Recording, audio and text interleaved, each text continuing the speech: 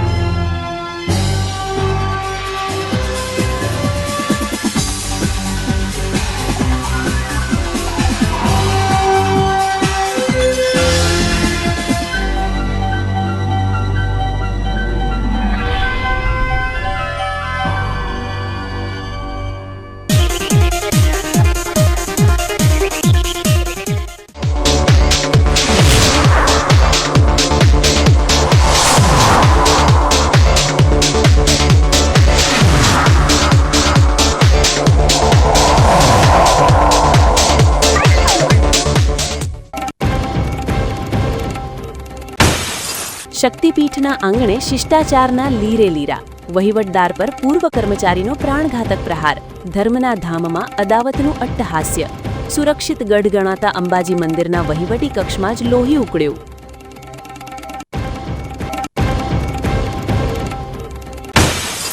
સુપોષિત ગુજરાતના સપના ધાનેરામાં થયા ધૂળધાણી, સરકારી ચોપડે છલકાતી હાજરી, પણ આંગણવાડીના આંગણે શૂન્યાવકાશ।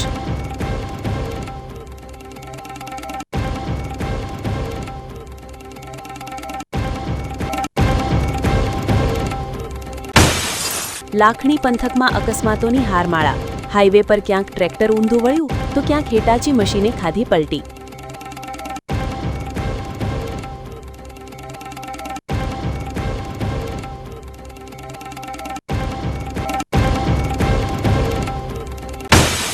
સરહદના સંત્રીઓને વંદન કરતી રણભૂમિ દર્શન રેલી, વિજયગાથા અને બલિદાનના વારસાનું અધકેરું સન્માન।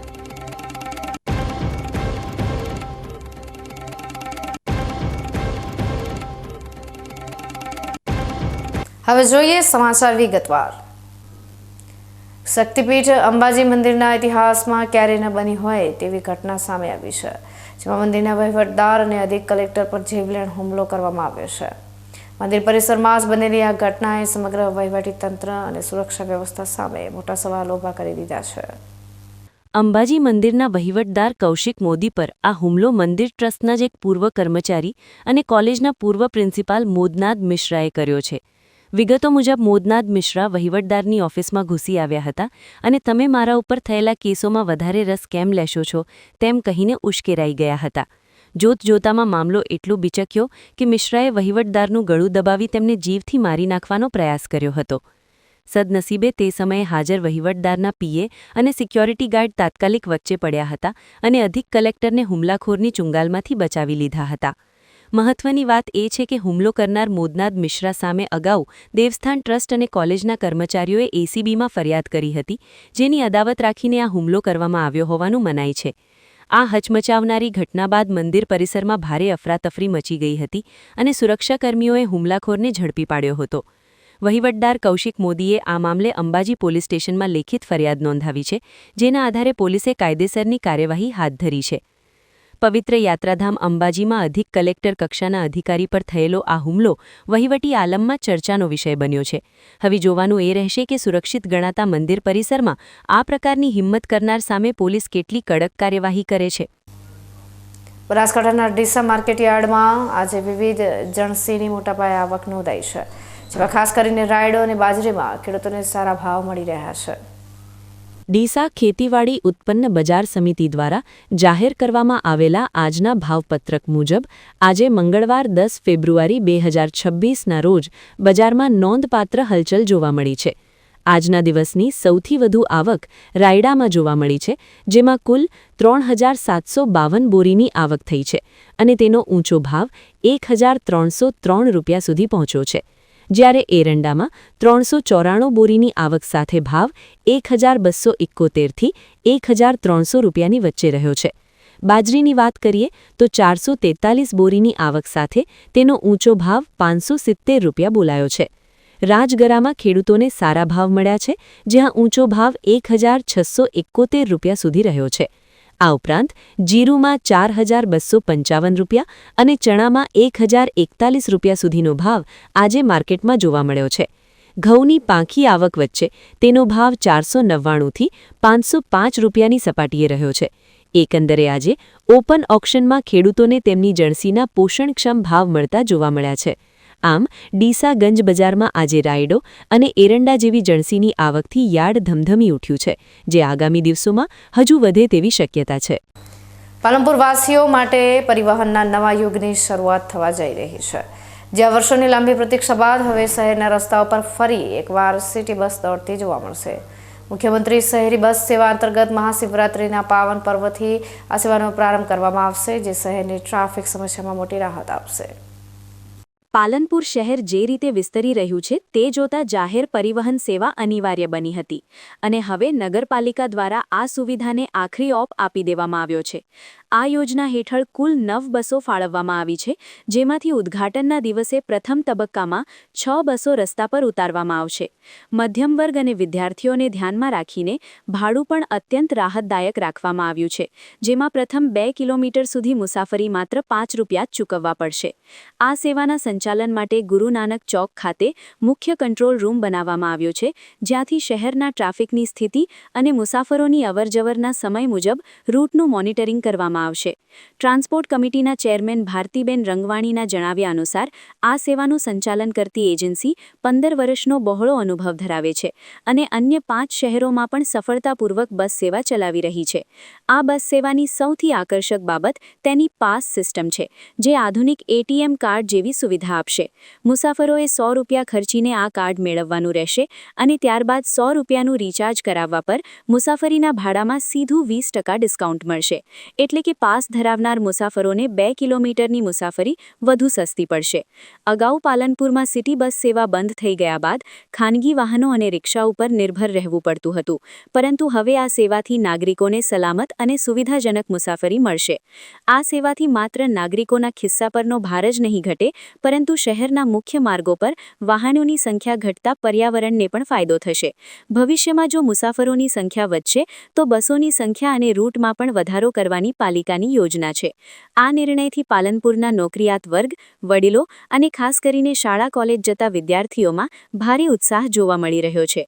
મહાશિવરાત્રિથી પાલનપુરના રસ્તાઓ પર સિટી બસના પૈડા ફરતા થશે, જે શહેરના વિકાસમાં એક નવું છોગું ઉમેરશે અને વર્ષો જૂની લોકમાંગને સાકાર કરી સામાન્ય જનતાની મુસાફરીને સુખદ બનાવશે. હવે સમય થશે વિરામનો. વિરામ બાદ જોઈશું. સુપોષિત ગુજરાતના સપના ધાનેરામાં થયા ધૂળધાણી. સરકારી ચોપડે છલકાતી હાજરી, પણ આંગણવાડીના આંગણે શૂન્ય અવકાશ.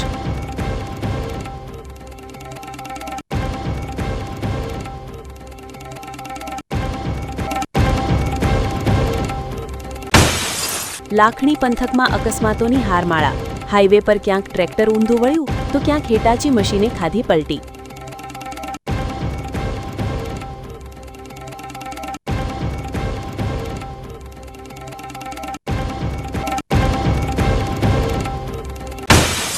સરહદના સંત્રીઓને વંદન કરતી રણભૂમિ દર્શન રેલી.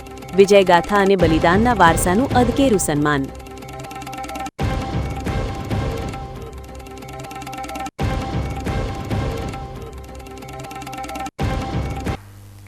તો જોતા રહો બીકે ન્યૂઝ ચેનલ.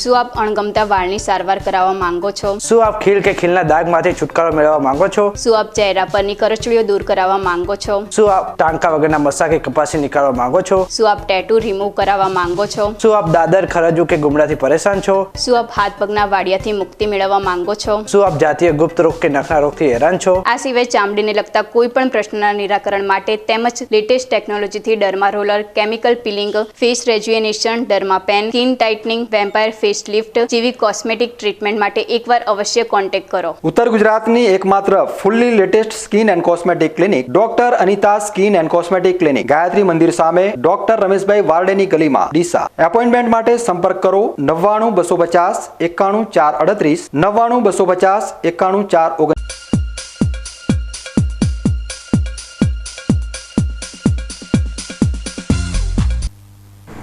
વિરામ બાદ આપનું સ્વાગત છે વધુ સમાચારોમાં. બનાસકાંઠાના ધાનેરામાં સરકારી યોજનાઓ માત્ર કાગળ પર જ દોડતી હોય તેવો ઘાટ જોવા મળ્યો છે, જ્યાં આંગણવાડી કેન્દ્રોમાં બાળકોની પાંખી હાજરી વચ્ચે ભ્રષ્ટાચારની બૂ આવી રહી છે. આજે જ્યારે સમગ્ર રાજ્યમાં બાળકોના સ્વાસ્થ્ય માટે કઠોળ દિવસની ઉજવણી કરવામાં આવી રહી છે, ત્યારે ધાનેરા તાલુકાના ગ્રાઉન્ડ રિપોર્ટમાં ચોંકાવનારી વિગતો સામે આવી છે. સરકારના મહિલા અને બાળ વિકાસ વિભાગ દ્વારા 6 મહિનાથી 6 વર્ષ સુધીના બાળકોને કુપોષણમાંથી બહાર લાવવા માટે પૌષ્ટિક આહાર, આરોગ્ય અને શિક્ષણની સુવિધા આપવા કરોડો રૂપિયા ખર્ચવામાં આવે છે, પરંતુ ધાનેરામાં સ્થિતિ તદ્દન વિપરીત છે. અમારા સંવાદદાતાએ જ્યારે ધાનેરાના વિવિધ ગામોની મુલાકાત લીધી ત્યારે અનેક આંગણવાડી કેન્દ્રો બંધ હાલતમાં જોવા મળ્યા હતા. જે કેન્દ્રો ખુલ્લા હતા તેનું સંચાલન મુખ્ય કાર્યકરને બદલે હેલ્પરના ભરોસે ચાલી રહ્યું હતું. નિયમ મુજબ બાળકોને નાસ્તામાં 20 ગ્રામ ચણા અને 20 ગ્રામ દાળ આપવાની જોગવાઈ છે અને તેના નાણાં પણ સરકારી તિજોરીમાંથી ચૂકવાઈ જાય છે, પરંતુ વાસ્તવમાં બાળકોને આ લાભો મળતા જ નથી. આશ્ચર્યની વાત તો એ છે કે સરકારી ચોપડે બાળકોની હાજરી 100% બતાવવામાં આવે છે, જ્યારે સ્થળ પર બાળકોની સંખ્યા નહિવત હોય છે. આંગણવાડીની મહિલા કાર્યકરો ફરજ પ્રત્યે એટલી બેદરકાર છે કે તેઓ ગણવેશ પહેરવા પણ તૈયાર નથી અને સુપરવાઇઝર દ્વારા થતી તપાસ પણ માત્ર ટેબલ પર જ સીમિત હોય તેવું જણાય છે. તાલુકાના 78 ગામોમાં ફેલાયેલું આ આંગણવાડીઓનું નેટવર્ક જો યોગ્ય રીતે ચાલે તો હજારો ગરીબ બાળકોને પોષણ મળી શકે છે. જો કે આ અંધેરી નગરીમાં કેટલીક મહિલા કાર્યકરો એવી પણ છે જે નજીવા વેતનમાં ખેતરો સુધી જઈને બાળકોને પોતાના ખર્ચે આહાર પહોંચાડે છે, પણ આવી નિષ્ઠાવાન વ્યક્તિઓની સંખ્યા આળસુ કર્મચારીઓ સામે ખૂબ ઓછી છે. ગ્રામીણ વિસ્તારોના ગરીબ બાળકોને સ્વાદિષ્ટ અને પૌષ્ટિક આહાર મળે તે હેતુથી શરૂ થયેલી યોજનાઓ ધાનેરામાં માત્ર ભ્રષ્ટાચારની ભેટ ચઢી ગઈ હોય તેવું દ્રશ્ય દેખાઈ રહ્યું છે. અત્યારે તો ગ્રામજનો અને બાળકો એવી અપેક્ષા રાખી રહ્યા છે કે જિલ્લા મહિલા અને બાળ વિકાસ અધિકારી આ મામલે કડક તપાસ કરે અને જવાબદારો સામે દાખલારૂપ કાર્યવાહી કરે, જેથી કરીને સરકારી જથ્થો બાળકોના પેટ સુધી પહોંચે. ધાનેરામાં આંગણવાડીઓની આ દશા જોતા લાગે છે કે તંત્રની મિલીભગતથી ગરીબ બાળકોના મોઢાનો કોડિયો છીનવાઈ રહ્યો છે. હવે જોવાનું એ રહે છે કે આ અહેવાલ બાદ ઉચ્ચ અધિકારીઓ જાગે છે કે કેમ. બનાસકાંઠાના દાંતા તાલુકાના કુંડેલ ગામમાં કૂતરું કરડ્યા બાદ રસી લેવામાં થયેલી બેદરકારી એક મહિલા માટે જીવલેણ સાબિત થઈ છે. હડકવાની અસર થતાં 40 વર્ષીય મહિલાનું કરુણ મોત નિપજતા સમગ્ર પંથકમાં રેરાટી વ્યાપી ગઈ છે. બનાસકાંઠા જિલ્લામાં આરોગ્ય પ્રત્યેની જાગૃતિના અભાવે એક ગંભીર કિસ્સો સામે આવ્યો છે, જેમાં દાંતાના કુંડેલ ગામની મહિલાને 6 મહિના પહેલા કૂતરું કરડ્યું હતું. જો કે તે સમયે મહિલાએ હડકવા વિરોધી રસી લેવાની તસદી નહોતી લીધી, જે હવે 6 મહિના બાદ તેના મોતનું કારણ બની છે. મહિલાને અચાનક હડકવાના લક્ષણો દેખાતા પરિવારજનો તાત્કાલિક પાલનપુર સિવિલ હોસ્પિટલ ખાતે દોડી આવ્યા હતા. સિવિલ અધિક્ષક ડોક્ટર સુનિલ જોશીના જણાવ્યા મુજબ હોસ્પિટલમાં તબીબોએ પ્રાથમિક સારવાર તો આપી હતી, પરંતુ હડકવા એવો રોગ છે કે જેની અસર થયા પછી કોઈ ચોક્કસ ઇલાજ શક્ય નથી. તબીબોએ મહિલાની હાલત અત્યંત નાજુક હોવાનું જણાવતા પરિવારજનો અમદાવાદ લઈ જવાનું કહીને તેને ઘરે લઈ ગયા હતા, જ્યાં સારવારના અભાવે તેનું મોત થયું હતું. આ ઘટના બાદ સિવિલ સુપ્રિન્ટેન્ડન્ટે લોકોને અપીલ કરી છે કે જ્યારે પણ કૂતરું કે અન્ય જાનવર કરડે ત્યારે તેને હળવાશથી ન લેતા તાત્કાલિક રસી લેવી અત્યંત અનિવાર્ય છે. એક નાનકડી ભૂલ અને અંધશ્રદ્ધા કે બેદરકારી માનવીના જીવ પર કેટલી ભારે પડી શકે છે તેનું આ કિસ્સો લાલ બત્તી સમાન છે. આરોગ્ય વિભાગ હવે આ મામલે ગામડાઓમાં વધુ જાગૃતિ લાવે તે જરૂરી બન્યું છે. પાલનપુરમાં અમદાવાદ હાઈવે બ્રિજ પાસે બની રહેલી એક બાંધકામ સાઇટ પર માટી ધસી પડતા ભારે અફરાતફરી મચી ગઈ હતી. સદનસીબે આ ઘટનામાં કોઈ જાનહાનિ થઈ નથી, પરંતુ તંત્ર અને બિલ્ડરની બેદરકારી સામે અનેક સવાલો ઊભા થયા છે. પાલનપુરના અમદાવાદ હાઈવે પર આવેલા અંડરપાસ પાસે સાઈ વિલા કન્સ્ટ્રક્શન સાઇટનું કામ ચાલી રહ્યું છે, જ્યાં અંડરપાસના સર્વિસ રોડ નજીક અચાનક મોટી માત્રામાં માટી ધસી પડી હતી. માટી એટલી હદે ધસી ગઈ કે જમીન નીચે દબાયેલી પાઇપલાઇનો પણ બહાર દેખાવા લાગી હતી, જેના કારણે સર્વિસ રોડ પરથી પસાર થતા વાહન ચાલકો અને સ્થાનિક રહીશોમાં ભયનો માહોલ જોવા મળ્યો હતો. દુર્ઘટના બાદ બિલ્ડરે તાત્કાલિક ધોરણે સોસાયટીઓને જોમતા આ સર્વિસ રોડ પર બેરિકેડ લગાવીને રસ્તો બંધ કરી દીધો હતો. આ મામલે માર્ગ અને મકાન વિભાગ એક્શનમાં આવ્યું છે અને નાયબ કાર્યપાલક એન્જિનિયરે તાત્કાલિક અસરથી કામ બંધ કરાવી એજન્સીને રિપેરિંગ કરવાના આદેશ આપ્યા છે. બીજી તરફ નગરપાલિકાની ટીમ પણ આવતીકાલે સવારે સ્થળ તપાસ કરીને કડક સૂચનાઓ આપે તેવી શક્યતા છે. જો કે વ્યસ્ત હાઇવે પર થયેલી આ બેદરકારી કોઈ મોટો ભોગ લેત તો જવાબદાર કોણ હોત તેવો સવાલ સ્થાનિકો ઉઠાવી રહ્યા છે. પાલનપુરમાં વિકાસના કામો વચ્ચે સુરક્ષાના ધજાગરા ઉડતા જોવા મળ્યા છે. હવે જોવાનું એ રહેશે કે તંત્ર માત્ર નોટિસ આપીને સંતોષ માને છે કે બિલ્ડર સામે કોઈ નક્કર કાર્યવાહી કરવામાં આવે છે. બનાસકાંઠાના લાખણીમાં 24 કલાકમાં અકસ્માતથી 2 મોટી ઘટનાઓ સામે આવતા અફરાતફરી મચી ગઈ છે. હાઈવે પર થયેલા અકસ્માતોમાં સદનસીબે મોટી જાનહાનિ ટળી છે, પરંતુ વાહનોને ભારે નુકસાન પહોંચ્યું છે. લાખણી ડીસા હાઈવે પર ચાલી રહેલી કામગીરી દરમિયાન પહેલો અકસ્માત સાંજના સમયે સર્જાયો હતો, જેમાં લાખણી ગ્રામ પંચાયતનું ટ્રેક્ટર કેબલ એકત્ર કરી રહ્યું હતું ત્યારે પાછળથી પૂર ઝડપે આવતી એક આઈસર ગાડીએ જોરદાર ટક્કર મારી હતી. આ ટક્કર એટલી પ્રચંડ હતી કે પંચાયતનું ટ્રેક્ટર હાઈવે પર જ ઊંધું વળી ગયું હતું, જ્યારે આઈસર ચાલકે સ્ટિયરિંગ પરથી કાબુ ગુમાવતા ગાડી સીધી હાઈવે પાસેના તળાવમાં ખાબકી હતી. આ અકસ્માતમાં ટ્રેક્ટર ચાલક સહિત અન્ય એક વ્યક્તિને ઈજા પહોંચતા તેમને તાત્કાલિક ડીસાની હોસ્પિટલ ખસેડાયા હતા. હજુ આ ઘટનાની શાહી સુકાઈ નથી ત્યાં બીજા દિવસે સવારે લાખણી માર્કેટયાર્ડના ગેટ નંબર 2 પાસે બીજી દુર્ઘટના બની હતી.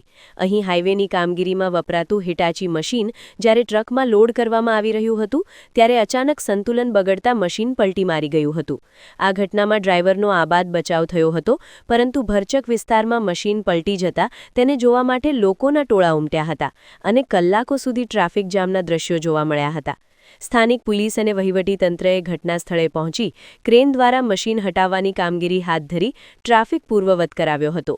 લાખણી પંથકમાં ઉપરાઉપરી બનેલી આ ઘટનાઓએ વાહન ચાલકોની સુરક્ષા સામે સવાલ ઊભા કર્યા છે.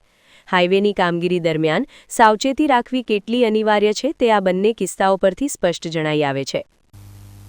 હવે ફરી સમય થયો છે વિરામનો. વિરામ બાદ જોઈશું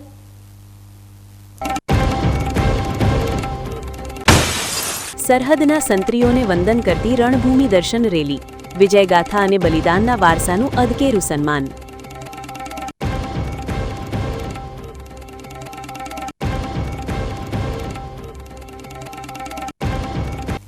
તો જોતા રહો બીકે ન્યૂઝ ચેનલ.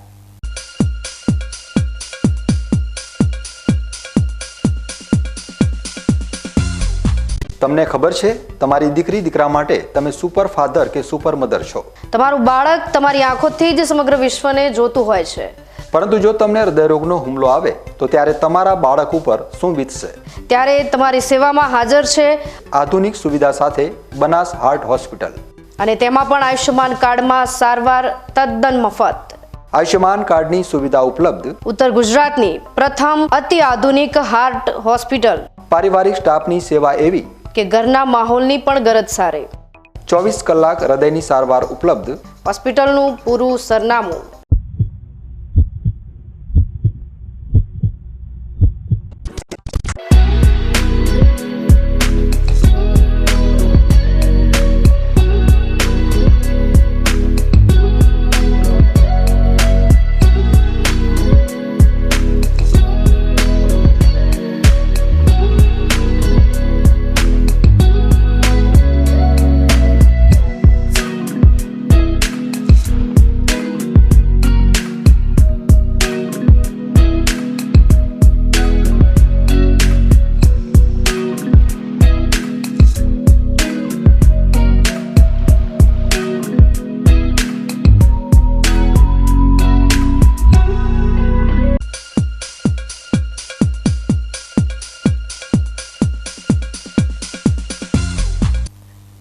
વિરામ બાદ ફરી આપનું સ્વાગત છે વધુ સમાચારોમાં. દેશની સરહદોના રખેવાળ એવા જવાનોના શૌર્યને વંદન કરવા માટે ભારત રણભૂમિ દર્શન 2026 રેલીનું નડાબેટ ખાતે ભવ્ય સ્વાગત કરવામાં આવ્યું હતું. સેના, નૌકાદળ અને બીએસએફના સંયુક્ત ઉપક્રમે યોજાયેલા આ અભિયાન રાષ્ટ્રીય ગૌરવનું પ્રતીક બની રહ્યું છે. ગુજરાતના પશ્ચિમ સરહદના છેવાડાના ગામ નડાબેટ ખાતે આજે દેશભક્તિનો અનેરો માહોલ જોવા મળ્યો. જ્યારે ભારત રણભૂમિ દર્શન કાર રેલીની ટીમ અહીં પહોંચી હતી. આ અભિયાનની શરૂઆત 3 ફેબ્રુઆરીના રોજ દ્વારકાના ઐતિહાસિક દરિયા કિનારેથી કરવામાં આવી હતી, જેને રેજિમેન્ટ ઓફ આર્ટિલરી, ભારતીય નૌકાદળ અને સીમા સુરક્ષા દળ એટલે કે BSF દ્વારા સંયુક્ત રીતે લીલી ઝંડી આપી રવાના કરાઈ હતી. આ રેલી ગુજરાત અને રાજસ્થાનના રણ વિસ્તારમાંથી પસાર થઈને કુલ 3400 કિલોમીટરનું અંતર કાપી દિલ્હીના રાષ્ટ્રીય યુદ્ધ સ્મારક પર સંપન્ન થશે. નડાબેટ ખાતે 8મી બટાલિયનના કમાન્ડન્ટ મધુસૂદન રાવ દ્વારા ટીમનું ઉષ્માભર્યું સ્વાગત કરવામાં આવ્યું હતું. આ પ્રસંગે મેજર જનરલ અરવિંદ યાદવે BSFના અધિકારીઓ અને સીમા દર્શન પ્રોજેક્ટના જનરલ મેનેજર વિશ્રામસિંહને સ્મૃતિચિહ્ન આપી સન્માનિત કર્યા હતા. આ અભિયાનનો મુખ્ય હેતુ ઐતિહાસિક યુદ્ધભૂમિઓની મુલાકાત લેવી, શહીદોને શ્રદ્ધાંજલિ આપવી અને સરહદી ગામડાના લોકો તેમજ નિવૃત્ત સૈનિકો સાથે સીધો સંવાદ કરવાનો છે. નડાબેટ એ BSFની સતર્કતાનું કેન્દ્ર છે અને અહીં સેનાના ત્રણેય પાંખ વચ્ચેની એકતાના દર્શન થયા હતા. આ કાર્યક્રમમાં સ્થાનિક નાગરિકો અને પ્રવાસન વિભાગના સભ્યો પણ મોટી સંખ્યામાં જોડાયા હતા, જેમણે દેશના રક્ષકો પ્રત્યે આદર વ્યક્ત કર્યો હતો. આ રેલી માત્ર એક પ્રવાસ નથી, પણ ભારતની સરહદો પર તૈનાત સૈનિકોના બલિદાન અને શૌર્યની ગાથાને જન સુધી પહોંચાડવાનું એક માધ્યમ છે. ये भारत रणभूमि दर्शन का कार्यक्रम है जो भारतीय सेना, BSF और भारतीय नौसेना का मिला जुला कार्यक्रम. ये 3 तारीख को द्वारका से शुरू हुआ था और 25 तारीख को दिल्ली में अंत हुआ. आज 9 तारीख को हम आपके पास यहाँ नादाबेट में हैं. इस कार्यक्रम का उद्देश्य जो हमारी पश्चिमी सीमाएं हैं, वहाँ जितनी भी रणभूमियाँ हैं जहाँ पर युद्ध लड़े गए 1947 में, 62 में, 65 में, 71 में, उन सभी रणभूमियों पर जाना, उनकी देखभाल करना, लोगों से मिलना, जो हमारे रण बांकुरे वहाँ पर डटे हुए हैं उनसे मिलना, उनका मनोबल बढ़ाना, अपना मनोबल बढ़ाना और इंस्पिरेशन लेना उनसे. साथ ही साथ जो हमारे बच्चे हैं स्कूलों के, NCC के बच्चे हैं, उनका मनोबल बढ़ाना, उनको इंस्पायर करना कि वो देश की सेवा में आए और देश की रक्षा करें. ये हमारी 40 की टीम है, 15 गाड़ी हमारे साथ, 2 मोटरसाइकिल हैं. तो हम एक जगह से दूसरी जगह बॉर्डर टू बॉर्डर चलते जा रहे हैं. દ્વારકાથી શરૂ થયેલી આ યાત્રા એકતા અને અખંડિતતાનો સંદેશ આપી રહી છે, જે ભૂતકાળના શહીદોને શ્રદ્ધાંજલિ આપી ભવિષ્યની પેઢી માટે દેશભક્તિની નવી પ્રેરણા બની રહેશે. ન્યૂઝ બુલેટિન સમાપ્ત કરતા પહેલા હેડલાઇન્સ ફરી એકવાર.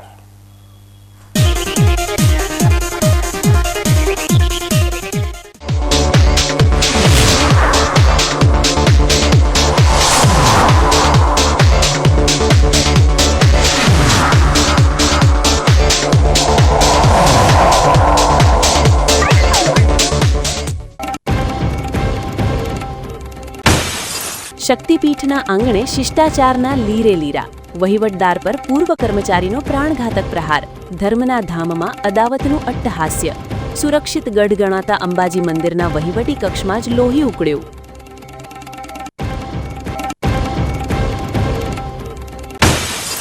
સુપોષિત ગુજરાતના સપના ધાનેરામાં થયા ધૂળધાણી, સરકારી ચોપડે છલકાતી હાજરી, પણ આંગણવાડીના આંગણે શૂન્યાવકાશ.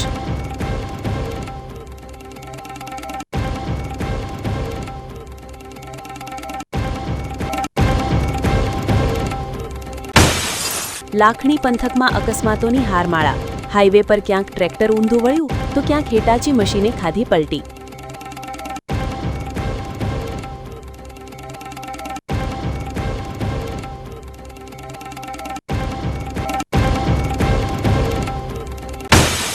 સરહદના સંત્રીઓને વંદન કરતી રણભૂમિ દર્શન રેલી, વિજયગાથા અને બલિદાનના વારસાનું અદકેરું સન્માન.